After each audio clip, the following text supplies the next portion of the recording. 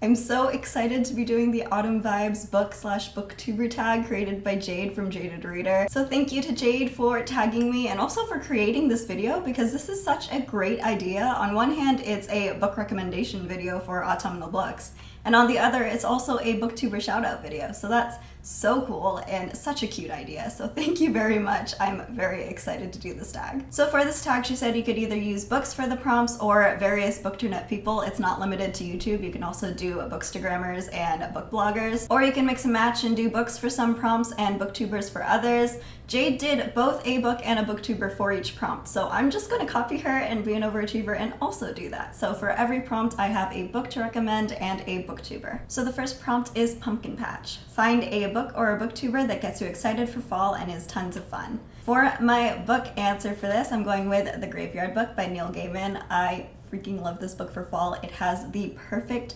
spooky vibes without being too scary. It's so wholesome because it's a middle grade and it's about this boy who gets raised by a graveyard of ghosts. And it's so adorable, it's so sweet, and yet also gives you all of the autumnal vibes. You're living in a graveyard surrounded by ghosts. Of course it's going to be very fall-like and autumn-like, and it's so lovely. The atmosphere of this book definitely gets me excited for the spooky parts of fall in particular, and all of the characters in here are just so lovely and so much fun. So for the booktuber recommendation for Pumpkin Patch, I'm gonna go with Zoe Delaney. She is such a ball of sunshine, and her vlogs are beautiful. Her B-roll is so aesthetic and just definitely gets you in the mood for fall. She's very much into the autumnal season. You can see pumpkins all over her house, and it's just so calming and relaxing and definitely gives me the cozy vibes of fall, where The Graveyard Book gave me more the spooky vibes. Zoe is definitely more on the like calm, cozy end, although she does read a lot of more thriller, almost going into horror, but like scary things in general, so she also has the spooky vibe of fall going. She's basically perfect for fall. She's so sweet, and while our book tastes don't always fully align, I really enjoy watching her vlogs just because they make me feel so cozy. The next prompt is Ghost Stories. Name a book or booktuber that feels like a friend and goes deep on heavy topics. My book answer for this one is Fruits Basket by Takaya Natsuki. I don't know why I keep just switching back and forth whether I say her first name or her last name first. I need to just stick with one, but for some reason in my head, her name just goes both ways, because in Japan, it's meant to be the last name first, and then on the English title, they put the first name first. So anyway, not the point. This manga is my favorite. It is so good. It has a very cute premise with adorable characters, but it is very dark actually. So this follows a girl who is recently orphaned, and she ends up getting taken in by a very mysterious family. And while it's very adorable on the surface, there's a lot of trauma underneath. All of these characters have traumatic backstories, and they're all dealing with some heavy things, and it really goes into that, and I think it's so well done. You have the humor and just the fun of the story and the characters themselves, while also tackling some of these deeper issues, and it's so good. I love this series to death, and I would highly recommend it. If you don't read manga, please watch the anime, the new one that's been coming out. It's so fantastic, and I love it so much. For my booktuber recommendation for this prompt, I'm going with Mara from Books Like Whoa. She's a voracious reader. She reads a lot, and she reads across multiple genres. I mainly associate her with mystery and romance, but she also reads a bunch of nonfiction and SFF. And she doesn't have any issues with talking about some very difficult topics. She reads a lot of nonfiction about racism and about classism. She also is an advocate for diversity in romance. She has a diversity in romance book club actually that's focused on reading romance books from authors of color. She feels very open, and she talks very frankly on a bunch of different topics that are a little bit difficult, and it really just feels like she is a very good friend, and she's not afraid to go deep on the heavy topics. Just gonna enjoy my tea as I wait for the frickin' lawnmowers to go away. There's not even any lawns over here. Probably just leaf blowers. The trees are changing and the leaves are falling, and it's beautiful, but apparently that means leaf blowers all the time.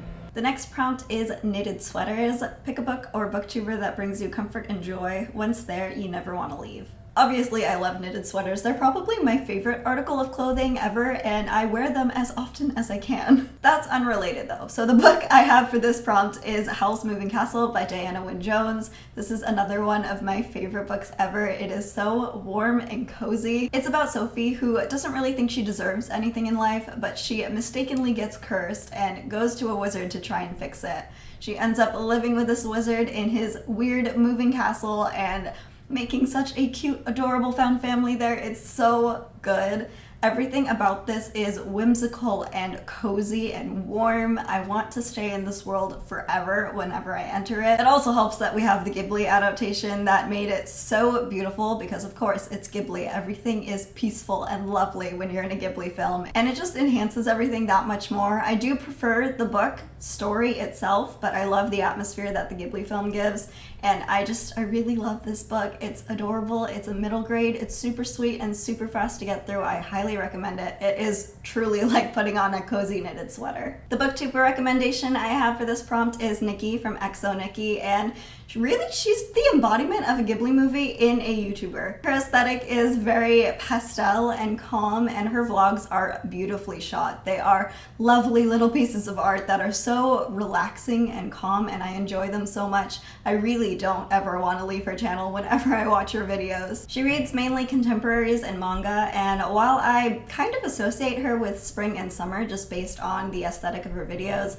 I couldn't resist putting her here. She is such a joy to watch, and I really enjoy her content. The next prompt is Dark Academia. Pick a book or booktuber that is both romantic and alluring with just a bit of edge. This genre is seriously taking BookTube by storm this year for some reason. A lot of people have been getting really into it, probably because we've had some big releases recently that are kind of in this genre. And while the book I have for this, I don't think would technically be classified as Dark Academia, I think it fits the prompt pretty well anyway, and that's The Name of the Wind by Patrick Rothfuss. This has a school setting, and it is kind of sinister because it is a magic school and a lot of people are out to get our main character. This follows Coat, who is running an inn when a chronicler comes in and asks for him to tell his life story because he is a legend known as Kvothe, and he's done a lot of very impressive things, I guess, in this world, and all of these books are just telling his life story. It's a trilogy that is not yet completed. The first 2 books are out.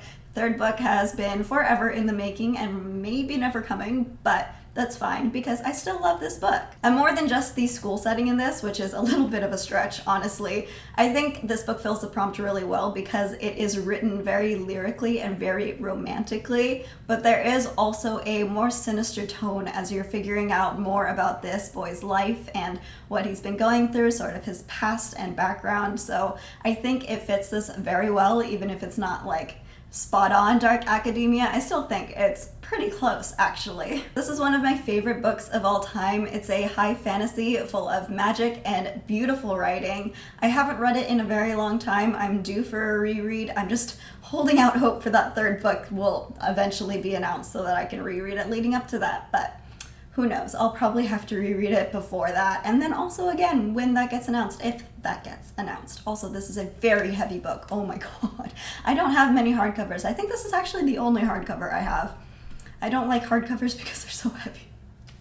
They're also very uncomfortable to read. I've never read this copy. I want to. It has illustrations because it's an anniversary edition, but I have yet to read it. I want to read it. It's so good. I really should return to this world. It is one of my favorite books ever. I also think it's perfect for the fall time because it's high fantasy and also it's going to a school setting, a magical school. It's perfect. Oh man, where am I even gonna put this? It's so big.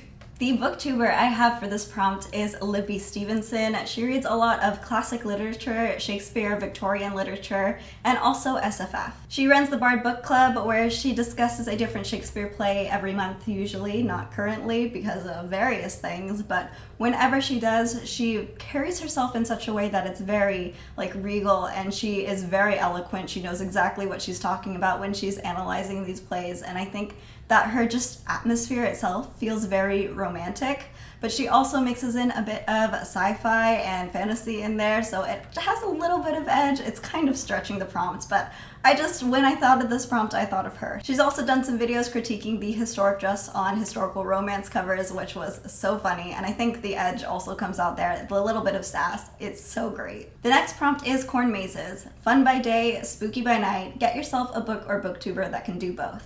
My book choice for this is Fortress in the Eye of Time by C.J. Cherry. This is about an old wizard who is secreted away in his tower. He never comes down, and he brings to life some sort of creature. This has one of my favorite characters ever. Tristan is such a wholesome little cinnamon roll. He is so sweet, and yet there's also darker tones in this book with hauntings and dark magic.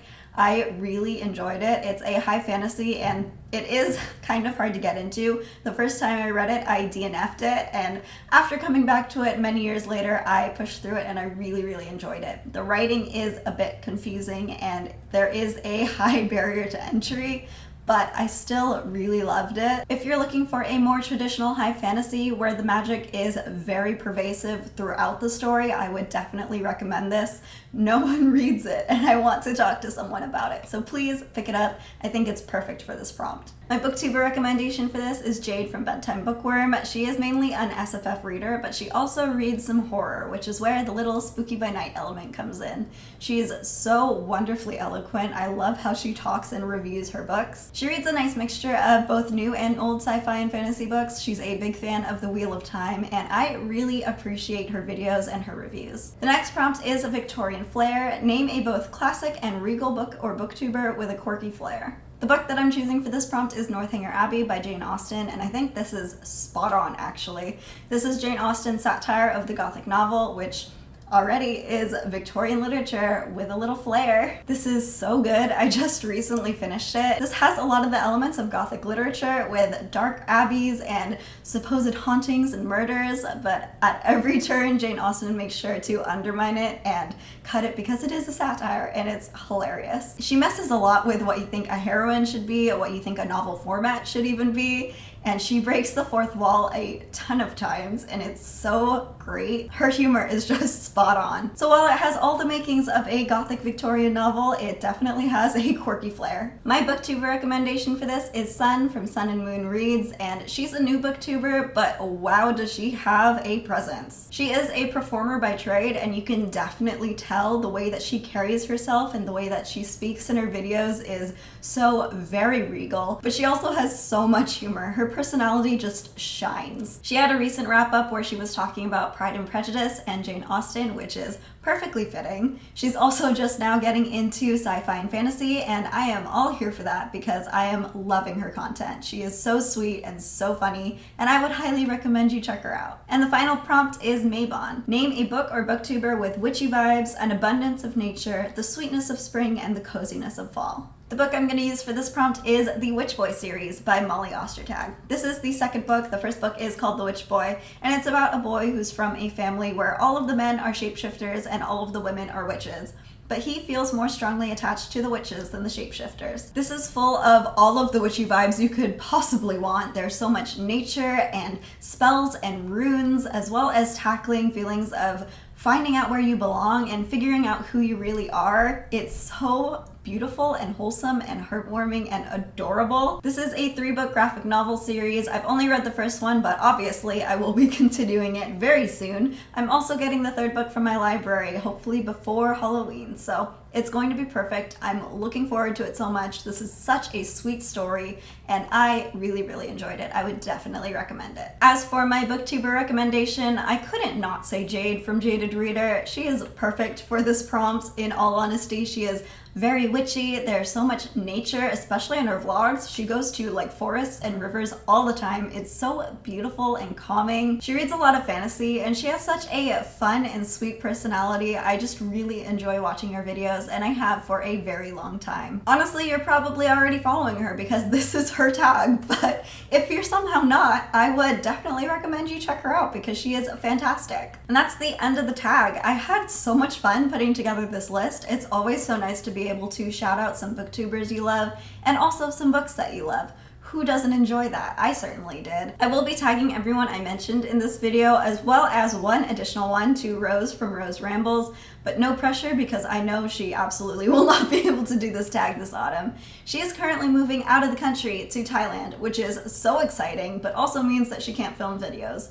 However, I still wanted to shout her out because she needs more love, and I really just wanted to talk about her because she is so great and I couldn't really fit her into any of the prompts, so this is kind of an additional bonus booktuber shout out at the end. She is hilarious and so sweet. Her editing is amazing and I seriously wish I could edit videos like her. And as an added bonus, because she's moving to Thailand, we're gonna get videos from Thailand very soon and I cannot wait. I definitely recommend that you check out her channel. She is so great and I know she won't be able to do this video, but I'm going to tag her anyway. But my battery is flashing now because I spent so much time talking about things I love, which I really can't complain about, but that means I have to go. Thank you again to Jade, and I will see you later. Bye.